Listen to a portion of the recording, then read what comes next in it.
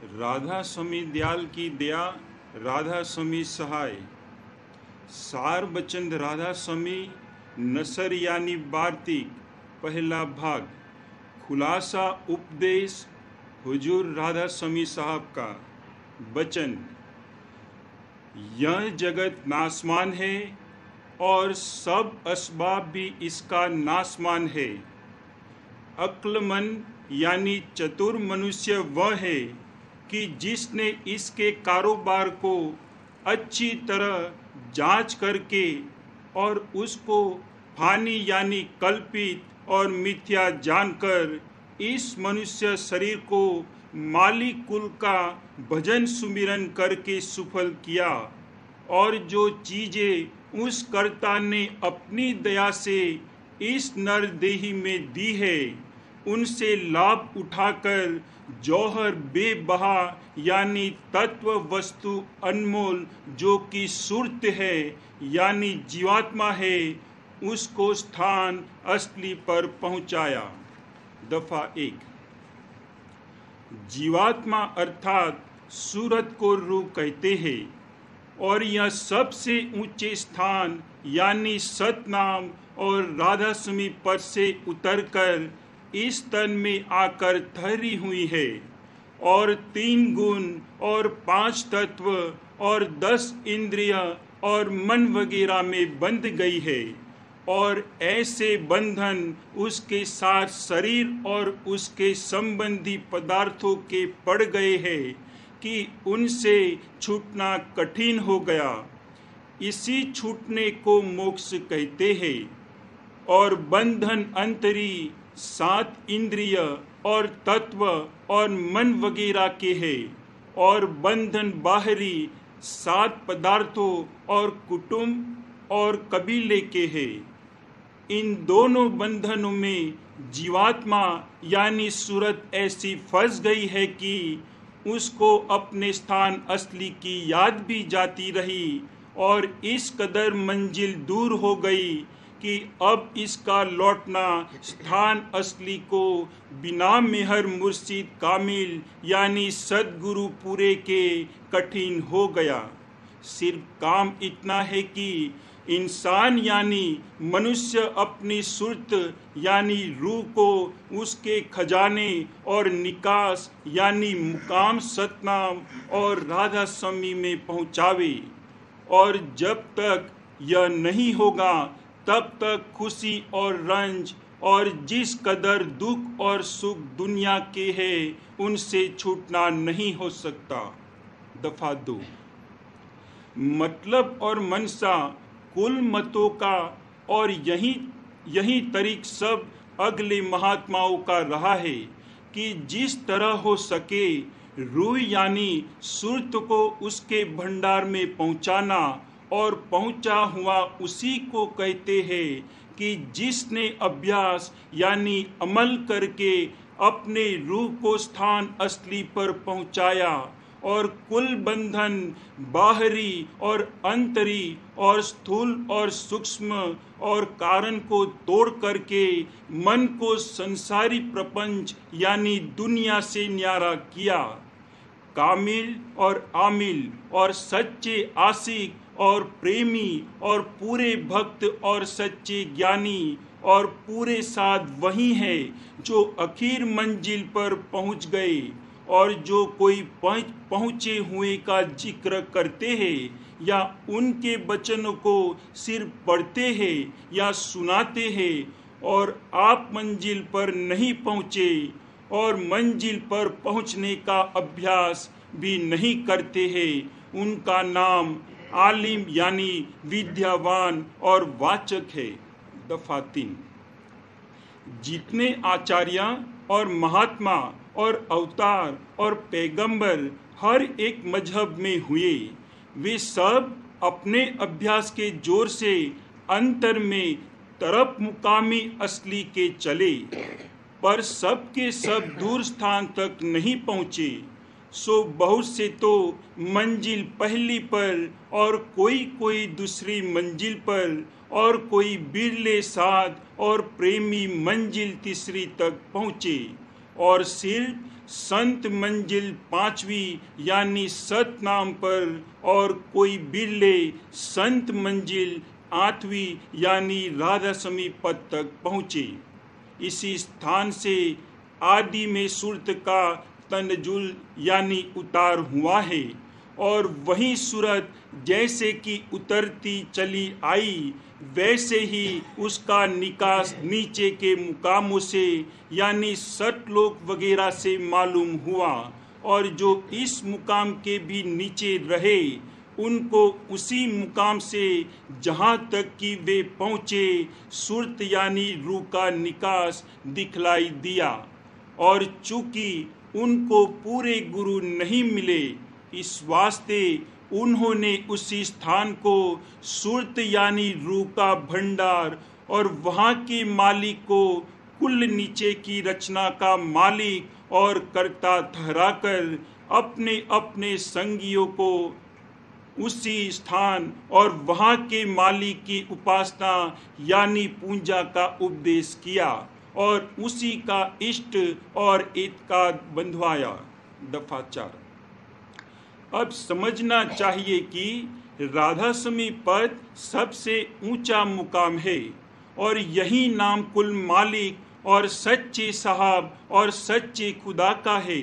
और इस मुकाम से 2 स्थान नीचे सतनाम का मुकाम है कि जिसको संतों ने सतलोक और सचखंड और सार शब्द और सत शब्द और सतनाम और सतपुरुष करके बयान किया है। इससे मालूम होगा कि यह 2 स्थान विश्राम संत और परम संत के हैं और संतों का दर्जा इसी सबब से सबसे ऊंचा है। इन स्थानों पर माया नहीं है और मन भी नहीं है, और यह स्थान कुल नीचे के स्थानों और तमाम रचना के मुहित है, यानी सब रचना इनके नीचे और इनके घेर में है। राधा समी पद को अक और अनाम भी कहते हैं, क्योंकि यही पद अपार और अनंत और अनादि है और बाकी के सब मुकाम इसी से प्रकट यानी पैदा हुए। और सच्चा ला मुकाम और सच्चा ला मकान जिसको स्थान भी नहीं कर सकते, इसी को कहते हैं। दफा 5। अब मालूम करना चाहिए कि साध और ज्ञानी और भक्त और अवतार और पैगंबर और सब महात्माओं जो कि निज स्थान पर न पहुँचे, उनका दर्जा संतों से नीचा और बहुत कम है। और चूंकि वे राह में न्यारे न्यारे स्थानों पर रह गए, इसी सबब से न्यारे न्यारे मत संसार में जारी हो गए। यानी जो कोई जिस मंजिल पर पहुंचा, उसने उसी मंजिल को आखिरी मुकाम और उसी मालिक को बेअंत और अपार समझा और उसी की पूजा का उपदेश किया।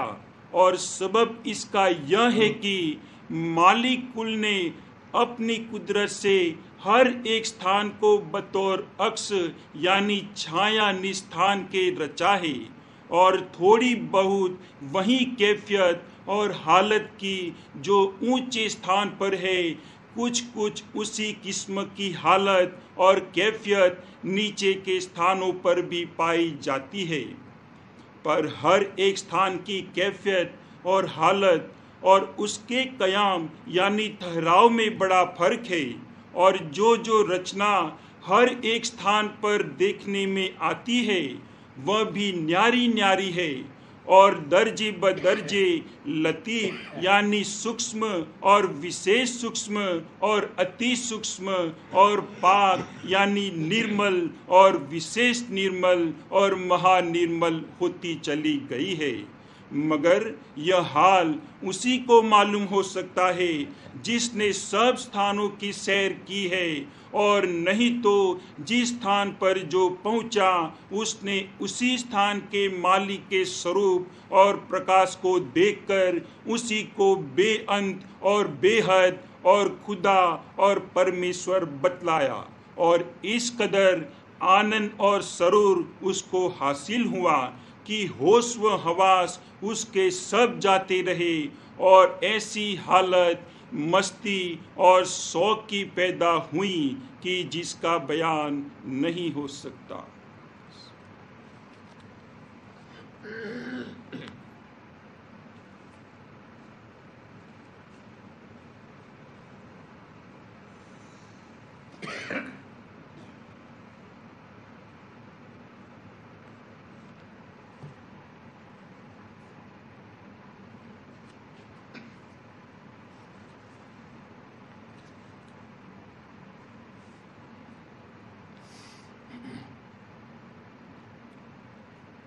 प्रेम पत्र राधा स्वामी, पहला भाग, वचन 27वां। जवाब थोड़े से सवालों के जो एक सत्संगी ने भेजे। सत्य पुरुष से ज्योत निरंजन दो कला प्रकट हुई, और यह दोनों कला चैतन्य है, और इन्हीं ने तीन लोक की रचना करी। पहले ब्रह्म सृष्टि और बाद उसके और किस्म की रचना, यानी सुर, नर और चारों खान। और यह रचना तीन धारों से प्रकट हुई, और यह तीन धारें ब्रह्म और माया से मुकाम सहदल कमल से निकली, और वह तीन गुण कहलाते हैं। सहदल कमल तक माया चैतन्य और निहायत लतीफ़ है। सहदल कमल और तीन गुणों के मंडल के नीचे जड़ता शुरू हुई, और जिस कदर उतार नीचे होता गया कसाफत यानी जड़ता बढ़ती गई। सबब इसका यह है कि सत्यलोक तक निर्मल चैतन्य देश है, और उसके नीचे हल्की तह चैतन्य पर थी। सो जब ऊपर से धार आई, उसने उस तह को और निर्मल चैतन्य को जुदा करके रचना करी, और वह गिलाफ या खोल जो अलहदा हुआ, उससे नीचे की रचना की देह जाहिर हुई। और इसी तरह हर मुकाम से गिलाफ या खोल जो कि बेनिस्बत ऊपर के ज़्यादा मोटा होता गया, खारिज करके नीचे को गिरा दिया गया, और निर्मल चैतन्य अलहदा कर लिया गया, और उसी गिलाफ या खोल के मसाले से नीचे की रचना की देह जाहिर होती गई।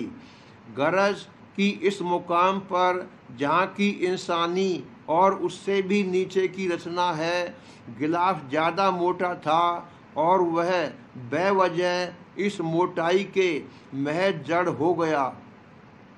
जैसे कि किसी दरख्त पर बहुत चमड़ी जो चढ़ी होती है, वह कुछ अरसे बाद खुश्क होकर गिर जाती है, और उसमें तरी बिल्कुल नहीं रहती है। यही हाल नीचे बढ़ता गया। रचना के अरसे की कुछ तादाद नहीं है, और न उसका शुमार मुमकिन है। जो शुमार पुराण और दूसरी किताबों में लिखा हुआ है, वह सिर्फ इसी सूरज मंडल या उसके ऊपर के सूरज का है, और इसी सूरज मंडल को पैदा हुए मुआफिक इल्म सितारों के बेशुमार वर्ष गुजरे हैं। और संत फरमाते हैं कि एक सूरज मंडल के नीचे दूसरा, और दूसरे के नीचे तीसरा, इसी तरह रचना होती चली आई है। यानी अव्वल सूरज मंडल का दूसरे मंडल का सूरज जो उसके नीचे है एक तारा है। अब दराजी और वसत रचना का ख्याल करो कि कयास काम नहीं करता, और हर एक मैदान में बेहिसाब रचना है। मैदान से मुराद हर एक मंडल के घेर से है, जो हर एक मंडल में ऊपर से नीचे तक बराबर रचना होती चली आई है। ऊपर की रचना नीचे की बेनिस्बत ज़्यादा से ज़्यादा निर्मल और रोशन है।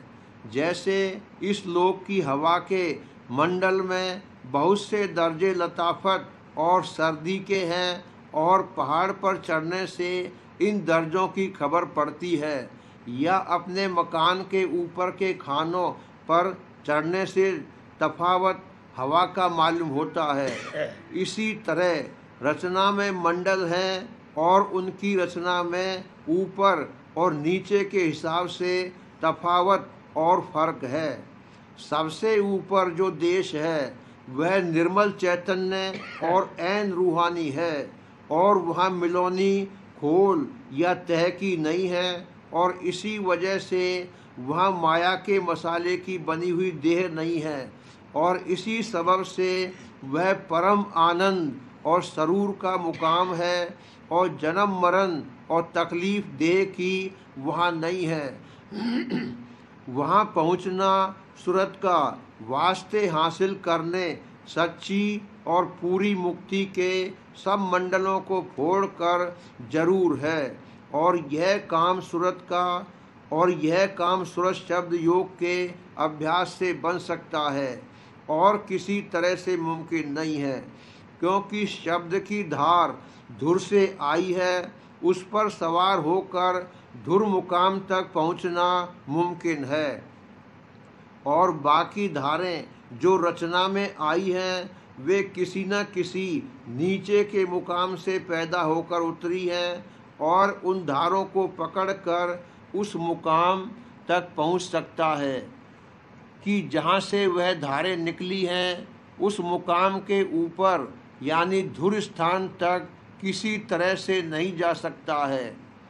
ऊपर के हाल से फर्क और तफावत रचना का एक दर्जे और सब दर्जों में समझ लो, यह बेसबब मिलोनी खोल यानी माया के हुआ, और इस तफावत से कर्ता की जात पर किसी तरह का दोष नहीं आ सकता है, क्योंकि निर्मल चैतन्य देश में सत्यलोक और अलख लोक और अगम लोक की रचना में किसी तरह का फर्क और तफावत नहीं है, और नीचे के लोकों में जहाँ से कि माया का जहूर हुआ थोड़ा थोड़ा फर्क और तफावत पैदा होता गया, और नीचे के मंडलों में ज़्यादा बढ़ता गया। यह रचना जो सत्यलोक के नीचे हुई है ब्रह्म और माया की करी हुई है, यानी ब्रह्म ने सत्य पुरुष से सेवा करके इजाज़त लेकर यह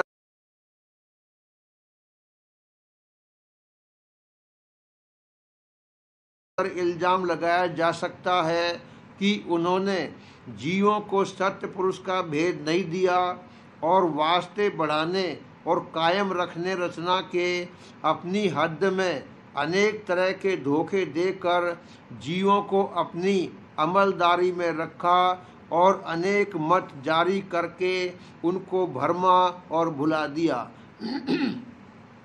इसी वजह से संत फरमाते हैं कि ब्रह्म देश के पार जाना चाहिए।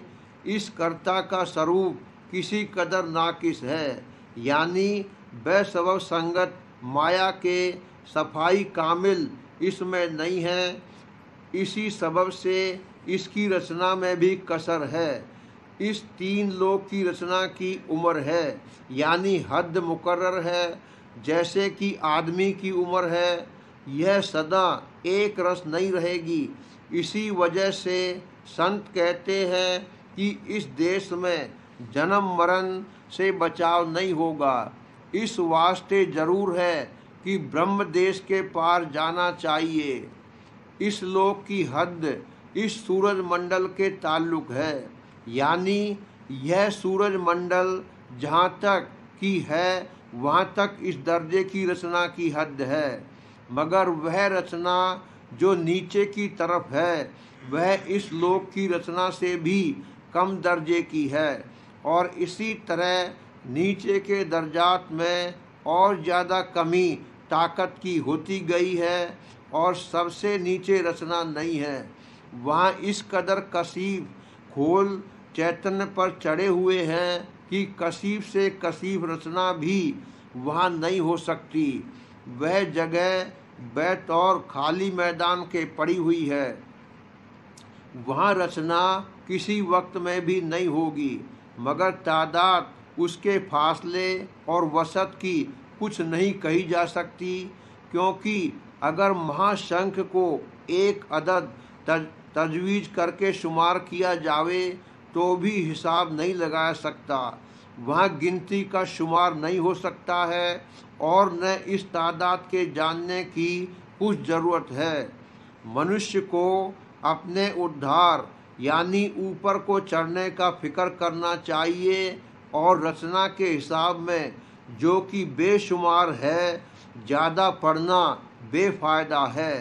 सिर्फ खास कायदे को जान लेना चाहिए और जो कि कानून कुदरत का सब जगह एक सा है उसको समझकर सब जगह की चाल का अनुमान करके अपने मन को तसल्ली देकर अपने खास काम को जो अपने जीव का कल्याण है शुरू करना चाहिए।